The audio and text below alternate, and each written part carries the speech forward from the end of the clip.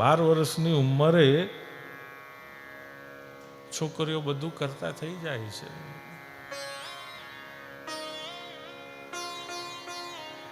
બહુ પીડા છે, બહુ પીડા છે. શ્રીમદ ભાગવતજીના આશ્રયમાં આવ્યા છો તો તમને બધાને એટલી એક જ પ્રાર્થના કરીશ, વાલા કુટુંબીજનો, અહીંયા આવ્યા છો બહુ સારી વસ્તુ છે. ખૂબ ખૂબ ધન્યવાદ, આભાર. ભલે તમે યજમાન પરિવારના કહેવાથી આવ્યા હો, તેડાથી આવ્યા હો, કે ટ્રસ્ટીશ્રીઓના કહેવા ઇત્યાદિથી આવ્યા હો, મંદિર જતા હો, આ જતા હો, ધર્મયાત્રા કરતા હો. હવે તો સરકારે નિયમ કરી દેવો જોઈએ કે ધર્મ યાત્રાને સ્થળો ઉપર જવું નહીં. આમ ઓ ભગવાન, ઓ દૈવ ભાવથી આપણે જતા હોય ને તો બહુ સારું છે. પણ અહીંયા ગરમી ચાલુ થઈ એટલે કે ચાલો ને યાત્રાની યાત્રા, ઠંડકની ઠંડક. અને ત્યાં જઈને પછી પ્લાસ્ટિકના કચરા નાખી પછી પર્યાવરણનું દાટ વાળવાનો, એના કરતાં ઘેર બેસો ને ભાઈ.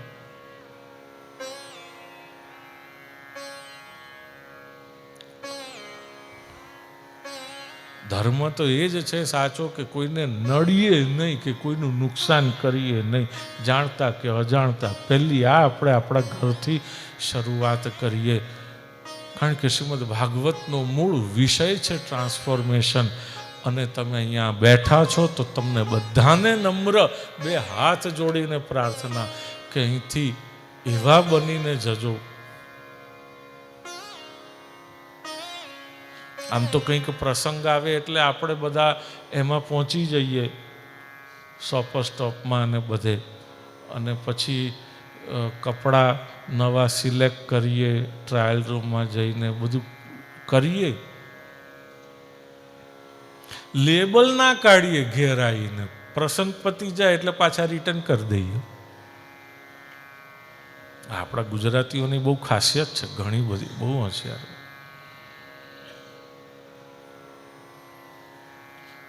અમેરિકનોને ખબર નથી, પણ આપણા ગુજરાતીઓથી ચોંકી ગયા, બિઝનેસ કરતા શીખી ગયા.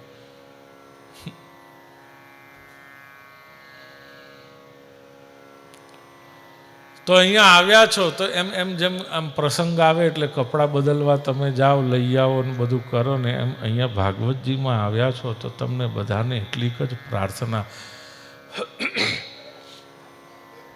કે જ્યારે પાછા ઘેર જાઓ ને ત્યારે તમારા ઘરે વહુને એવું ન લાગવું જોઈએ કે આ મારી સાસુ પાછી આવી, આ ગઈ તી સાસુ અને પાછી આવી એ મારી મમ્મી છે, મારી માં છે. વહુ આવી હોય કથામાં તો એને એવી વિનંતી, ઘેર જાય ત્યારે સાસુને એવું ન લાગવું જોઈએ કે અમારી વહુ આવી, અમારી દીકરી આવી.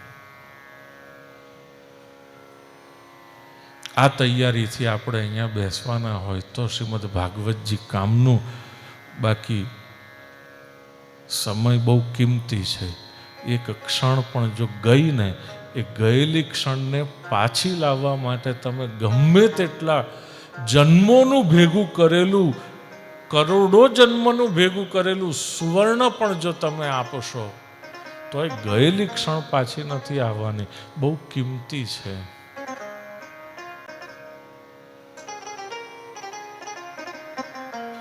મને હમણાં એક વકીલે કહ્યું કે હું ગુજરાતમાંથી એટલે જ બહાર જતો રહ્યો કે અહીંયા સમયની કિંમત નથી.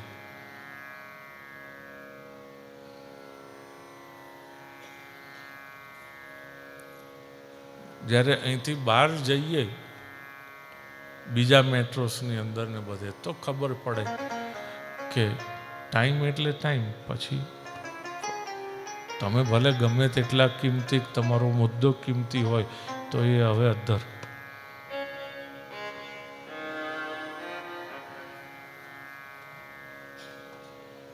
સમયને સમજીએ વાલા.